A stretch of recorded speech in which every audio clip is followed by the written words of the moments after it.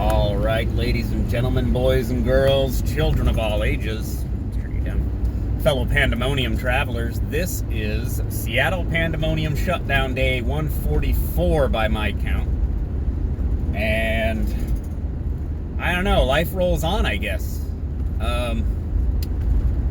Traffic patterns are returning to pre-crisis levels. Not nowhere near as close, but they're returning. Okay. Life is returning to normal.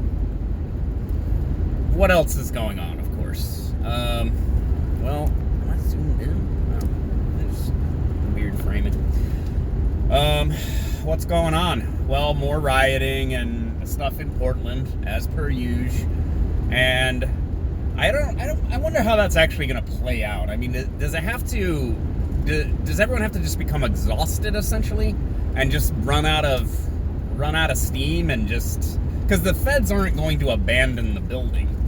They're just going to sit there and keep battling it out every night with these people, whoever keeps showing up and keeps trying to tear the barricades down and keeps trying to graffiti the building.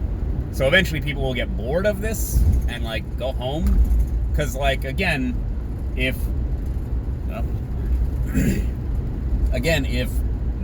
they're not there attacking the building, then the feds will go home.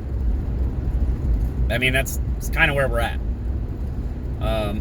On the other hand,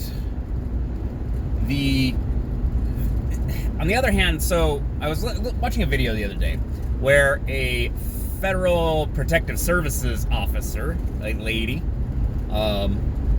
officer, if you can believe such things, was trying to talk to people on the other side of the barricade, okay?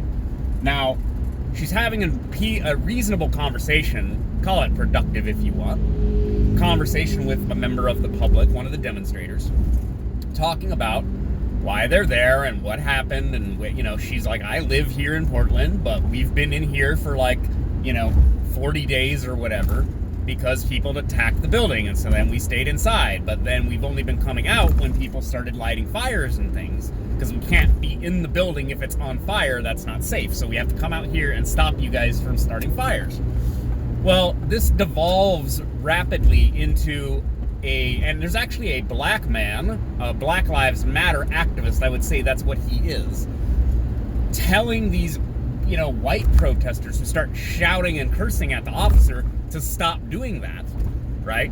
It's actually shared somebody posted the link in the video yesterday in the comments. So he's like, hey, chill it out. Stop doing that. You're not helping. And then they're like, oh, okay, I'm sorry. I apologize. You're right. And it's like, you shouldn't take this black guy leveraging his blackness to tell you to not act like an asshole. I just don't, it's like, why do you have to listen to this guy, but you can't arrive at this obvious conclusion on your own? It's just asinine. But anyways, he's there policing them and stopping them from being jerks. Cool. You're helping, man. Having these people communicate with each other. Now, here's what happens. People start gathering in a crowd around the person the officer is talking to, and then they start escalating. They start yelling, calling them names and swearing at them, and then she and the other officer that are there, they're like, well, okay guys, we gotta end this because it's getting out of hand. And they're like, this is what you do every time, you just run away when people start asking you questions. And it's like, no. You're not asking questions in good faith and expecting answers. You're just starting to escalate and get more people to gather around yelling as though they did something wrong. They didn't do anything wrong. They're talking to you, and then you come over and start a mob, and then they go, we have to go inside. This isn't working. They're trying to talk to you, and they can talk to a person, maybe two. But then you get 3, 4, and you get these agitators who just want to start shit. And then what happens? They go, pull the plug, we're out. We're going back inside. If you can't talk like grown-ups, there's no reason for us to stand here and whip up a mob by just existing here. Now, that doesn't mean the police are without blame for all of this, okay? I've said this before. You see these videos of, the cops shot the guy in the face with was it a tear gas canister and just busted his face open. Not helping, guys. And I assume that was intentional. And so does everybody else. I'm trying to be fair to law enforcement at the current moment because they're getting dragged so hard. But there's things like that. This isn't helping, guys. Excessive violence and all this kind of stuff. Like, I think it was funny, there was the video of a guy putting the phone in the cop's face, and, he's clearly filming, and he's, ranting at the cop, and the cop just sort of like smacks it out of his hand, and it goes flying back behind their lines, so you can't just go get it. And it's like, one, that is assault, right? The officer assaulted the guy, but it is funny. I mean, there's a lot of ownage going on, right? Sometimes the cops are getting owned, sometimes the protesters are getting owned, but the severity, this is the thing, is people have this righteous indignation about, like, the cops are the problem and they're causing the violence. I mean, I can get there, but it's not, I can get there, but that's not quite what's happening. Now, the police have escalated in certain situations, certainly. And the cops here in Seattle, like, somebody threw a candle, like a candle in a glass jar kind of thing. Like, it was a lit candle and they threw it at the cops, which you shouldn't do that because someone could get hurt. They don't throw things at people. But they said an incendiary device was thrown at them, and it's just kind of like eye roll, like, oh God, come on, guys. Again, this isn't helping. But the agitators don't want conversation. They don't want a reconciliation. They don't want a solution to this problem. I think they just want to riot. I think that they don't have anything else to do, and they feel like this is the next civil rights struggle hill to die on, and this is what they want to do. They want to riot. And because they also get to LARP. And this is why it's... Some of these people, I'm sure, have an actual intention of creating positive change in the world. Then there are people who just want to LARP. And if you haven't heard that phrase before, it's live action role play. They are LARPing like they are freedom riders, right? Like, they are in the moment. They're going to be on the right side of history. This is all really super huge and important, and I get to be a part of it and be on the right side because I'm such a good person. Are you, or are you just burning things and making an ass of yourself? And you're probably going to get arrested later because there's video of you, like, destroying federal property. Like, just, again, as always, how is this helping black people? I mean, that was allegedly the point of all this. We can talk about demilitarizing the police and changing their tactics and reappropriating funds and changing their etc., their practices and their training and everything else, police reform. But this was supposed to be about black people being mistreated by the police. And then, like the video I mentioned earlier, there's a black guy telling people to shut up and stop yelling at cops and talking to them the way that they are. And then they sheepishly remember that, like, oh yeah, like, we're adults and we're supposed to talk to each other like human beings. Oh, okay. And it's only when we start lighting fires that they come out and then start gassing us so that we stop lighting things on fire. Like, am I just shouting into the void here? Like, does this resonate with anybody else? Because, like, I'm really trying here, and I'm always trying to understand what everybody is upset about, because everybody's upset about all kinds of things. Upset about the Federal Reserve, upset about COVID, upset about Trump, upset about climate change and all these things. And then you sort of look into it and you go, okay, why is everyone so upset? What are we doing to fix this thing that everyone's so upset about, right? And often it's roughly nothing. I mean, honestly, we continue to have the same problems in perpetuity because we never actually get around to having that difficult conversation that everyone's always talking about. We need to have a conversation about such and such. We never really get there, oftentimes because people are just real shouty. They're just real shouty and cancely, and, this is unacceptable. It's the endless outrage.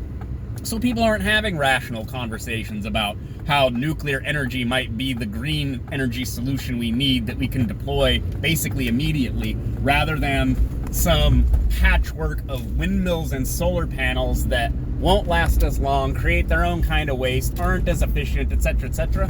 We never get there because you can't talk about nuclear energy because people have seen Chernobyl and they're freaked out, right? They're freaked out about nuclear energy. So instead, we sit here and talk endlessly about identity politics and basically fighting over the scraps of civilization rather than getting back to work building civilization. It's like, it's not a zero-sum game. Like, we can build more things. We can build our ecologies that have their own ecosystem and people can live in them. We can have better policing. We can have, I don't know, eventually we'll have police robots and stuff's going to get real dystopian then. But we can have androids. We can have space mines. We can have all these awesome things. But instead, we argue endlessly about how much we hate each other, basically for our, immutable characteristics, which is really not what we were supposed to be doing. We were supposed to, remember? We were supposed to, have accepted each other as human beings and worked together to build a new world for everyone, but instead we're just going to endlessly go back over the past and just tear statues down and call it progress. It just, the things aren't connecting, right? Like the actions aren't connecting with what the alleged what the correlation was, or what the causation was. We're getting things mixed up, and it seems like it's just another big waste of time. And this is something that I've been hammering on since January with the stupid impeachment that was absolute garbage from the outset and was obviously garbage and was obviously not going to pass the Senate, for regardless of the factual nature of the case, right? I will never forgive the Democratic establishment for pursuing that nonsense, because we've spent, and the Mueller probe and all this other nonsense, we've wasted almost half a decade on political gamesmanship and nonsense, and when we should have been preparing for things like pandemics and natural disasters.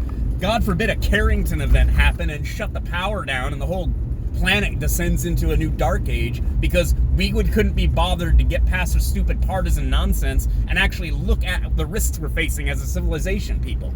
I swear to God, this isn't that complicated, right?